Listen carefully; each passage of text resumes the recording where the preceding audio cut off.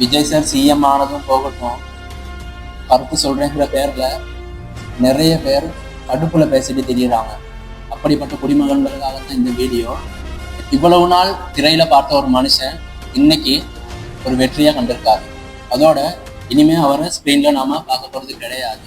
அதனால ஆட்டோமேட்டிக்கா அவரோட ரசிகர்கள் இந்தியா மட்டும் கிடையாது, உலகம் முழுக்க எங்கெங்க இருக்கிறாங்களோ, தனக்கு பிடிச்ச ஒரு கதாபாத்திரம், தனக்கு பிடிச்ச ஒரு ரோல் மாடல் ஒரு வெற்றியை காணும்போது அதை நிச்சயமா கொண்டாடுவாங்க. இதுல எந்த பிழையும் கிடையாது. ஏன், அது அவங்களோட தனிப்பட்ட விருப்பம், தனிப்பட்ட சுதந்திரமும் கூட. இத தற்குறிகள், முட்டாள்கள்னு சோசியல் மீடியாவில் ரொம்ப கேவலமா பேசுற உங்களுக்காகத்தான் இந்த வீடியோ. தற்குறி கூட்டமாவே இருக்கட்டுமே, தனக்கு பிடிச்ச தன்னோட ரோல் மாடல் ஒரு இடத்துல போய் இருக்கும்போது அதை கொண்டாடுறதுல அவனுக்கு ஒரு சந்தோஷம் இருக்குது. இவ்வளவு நாள் அவங்கள அந்த மனுஷன் என்டர்டெயின் பண்ணியிருக்காரு. இனிமே அவரை ஸ்கிரீன்ல பார்க்க போறது கிடையாது. அது மட்டும் இல்லாம யாரும் முட்டாள்கள் கிடையாது.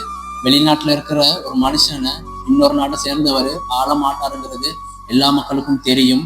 நானும் இலங்கையை சேர்ந்தவன் தான், என்ன அவரே ஆள மாட்டாருங்கிறது எனக்கு தெரியும்.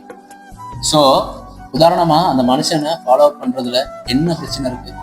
நல்ல டிசிப்ளின், அவரோட ஃபுட் ஸ்டைல்ல இருந்து அவரோட பேசுற விதம் எல்லாத்துலயுமே நல்ல டிசிப்ளினா இருக்கிறாரு. ஸோ அந்த மாதிரி ஒருத்தரை ரோல் மாடலா எடுத்துக்கிட்டு அவங்க ஒரு வெற்றியை காணும்போது அதை சப்போர்ட் பண்றதுல எந்த ஒரு பிழையும் கிடையாது.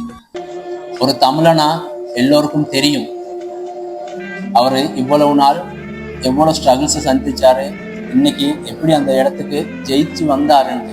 ஸோ தமிழனா இருக்க எல்லாருமே அவருக்கு சப்போர்ட் பண்ணுவாங்க.